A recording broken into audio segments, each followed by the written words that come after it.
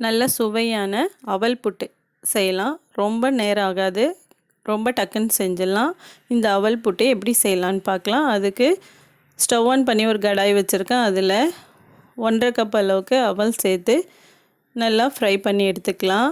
ரொம்ப நேரம் அதாவது சிம்மரில் வச்சுட்டு ஒரு 4 to 5 நிமிஷம் நல்லா சிம்மரில் வச்சுட்டு நல்லா கலந்து விட்டுக்கலாம். அவல் எடுத்து நம்ம கையால் பொடிச்சா அவல் பொடியணும். அந்தளவுக்கு கலந்து விட்டுக்கலாம். நல்லா வறுத்துட்டு இதை ஒரு பிளேட்டுக்கு மாற்றிக்கலாம். அவ்வளோதான், வறுத்தாச்சு. இதை மாற்றிக்கலாம். இப்போ அதே பேனில் ஒரு டேபிள் ஸ்பூன் போல் நெய் சேர்த்துக்கலாம்.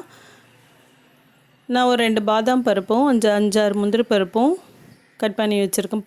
பொடி பண்ணி வச்சுருக்கேன். பொடியாக கட் பண்ணி வச்சுருக்கேன். அதை இதில் சேர்த்து நல்லா கோல்டன் ப்ரௌன் ஆகிற வரைக்கும் வறுத்து எடுத்துக்கலாம்.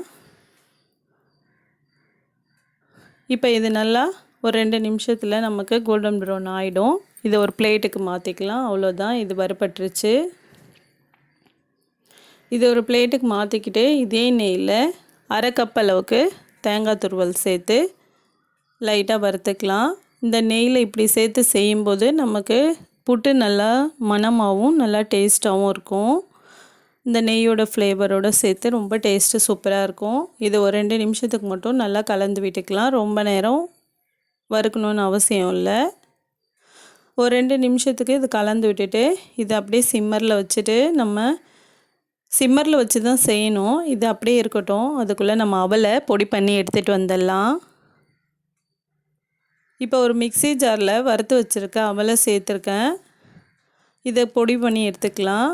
இது கூட ஒரு 1/2 கப் அளவுக்கு நாட்டு சர்க்கரை, நம்ம எந்த கப்பெல்லாம் அவல் எடுத்தோமோ 1.5 கப்பு, அதில் 1/2 கப் அளவுக்கு நாட்டு சர்க்கரை, 1 ஸ்பூன் ஏலக்காய் தூள் சேர்த்து மறுபடியும் ஒரு ஓட்டிக்கலாம். ஓட்டிட்டு இப்போ நம்ம வறுத்துட்ருக்கோம்ல தேங்காய் துருவல், அதில் சேர்த்து கலந்து விட்டுக்கலாம். ஒரு 2 நிமிஷத்துக்கு அதில் இதை நல்லா கலந்துக்கலாம். நம்ம அவல், தேங்காய் துருவல், ஏலக்காய் பொடி எல்லாம் சேர்ந்து வரணும். அது வரைக்கும் ஒரு 2 நிமிஷம் நல்லா கலந்துட்டு நல்லா அடுப்பை ஆஃப் பண்ணிடலாம். ஆஃப் பண்ணிவிட்டு சூடான பால் ஒரு 1/4 கப் அளவுக்கு எடுத்து கொஞ்சம் கொஞ்சமாக சேர்த்து அவலில் எல்லா பக்கமும் படுற அளவுக்கு நல்லா கலந்து விட்டுக்கலாம். ரொம்ப அதிகமாக சேர்த்துடக்கூடாது. நம்ம அவலுடைய கொஞ்சம் சாஃப்ட்னஸ், புட்டு கொஞ்சம் சாஃப்டாக இருக்கிறதுக்காக தான் நம்ம சேர்த்துக்கிறோம். அதே நேரத்தில் பொல பொலன்னு இருக்கணும். இந்த அளவுக்கு சேர்த்தா போதும். கொஞ்சம் கொஞ்சமாக சேர்த்து இது மாதிரி கலந்து விட்டுக்கோங்க. இப்போ நம்ம வறுத்து வச்சுருக்க முந்திரி பருப்பும் பாதாம் பருப்பும் சேர்த்துக்கலாம். அவ்வளோதான், சுவையான புட்டு ரெடி. இதே மாதிரி செஞ்சு பாருங்கள். இந்த வீடியோ பிடிச்சிருந்தால் லைக் பண்ணுங்கள், ஷேர் பண்ணுங்கள், சப்ஸ்கிரைப் பண்ணுங்கள். தேங்க்யூ.